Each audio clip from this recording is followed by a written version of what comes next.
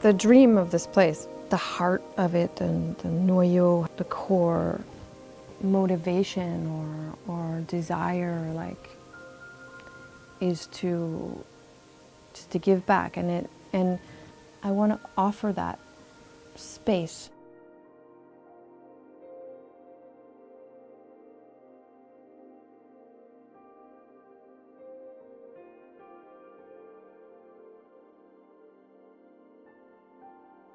And one of the ideas is to have just a place where people can, who want to take a break or disconnect or be out of the world, be in peace in a quiet, natural setting, they could just come and stay and be on their own and just in peace. If they would come here, we're happy to provide that. So here we do just a very making things like on own scale, a little family scale, just to be more aware and driven to the local production, local economy, and reflect on as much as we can how could we be less dependent on the things that are just costing a lot of money, coming from far, and producing a lot of waste and using a lot of energy. So this whole thing is just more than just what you eat, it's also how you live, how you move, and yeah, just many aspects of everyday life.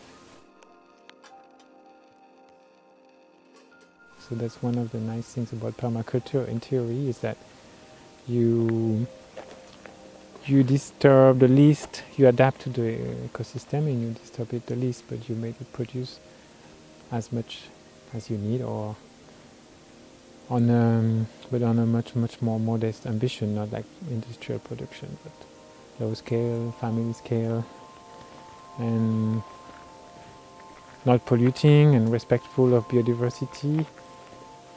It reflects on many aspects of your life you don't reflect before.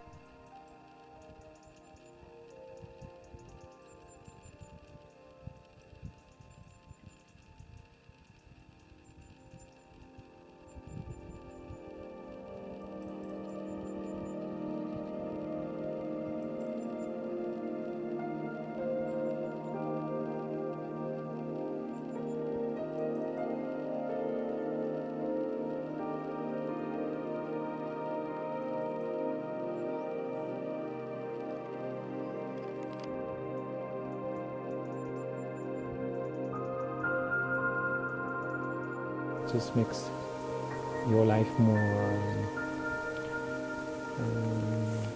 less predatory, more like in tune with respecting the environment, and just contributing to enhance it instead of just like contaminating it. This is a way of life that should be experienced and promoted and developed and advocate for the future.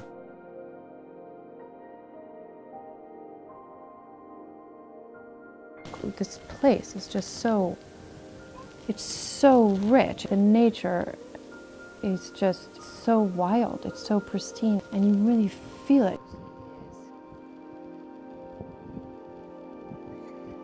For me, it's been so important to understanding my relationship to the planet, my children, to other humans, to, why are we here? You can't teach somebody that. Everybody has to have their own contact, their own interpretation, their own, we're all different. But in order to have that, what really has helped me is this raw contact with the natural world. That's the most holy thing there is for me, and if I can share that with others, I've succeeded.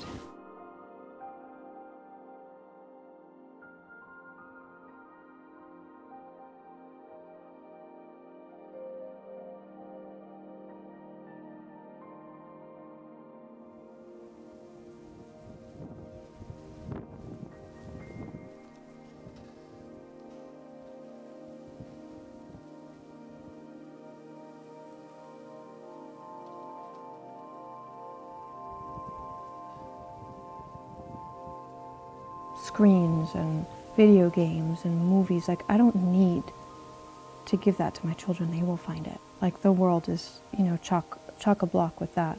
You can't get away from it anymore. But you can attempt to raise your children in a way where they have that option. You know, they're offered, like, contact with something that's real. What we can offer them is this, you know, like raindrops on their skin and planting a seed in the ground, like, you know, and watching it, like, that's magic. It's just magic.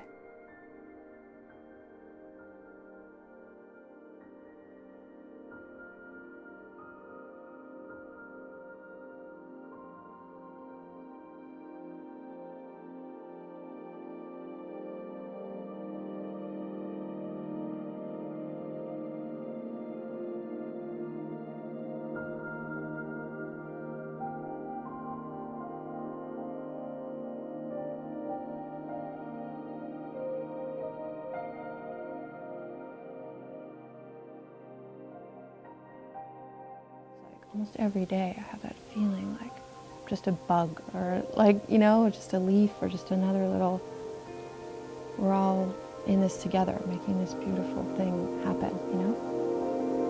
And that's something that it's just so elemental, it's very spiritual, but it's also very physical, it's very primal.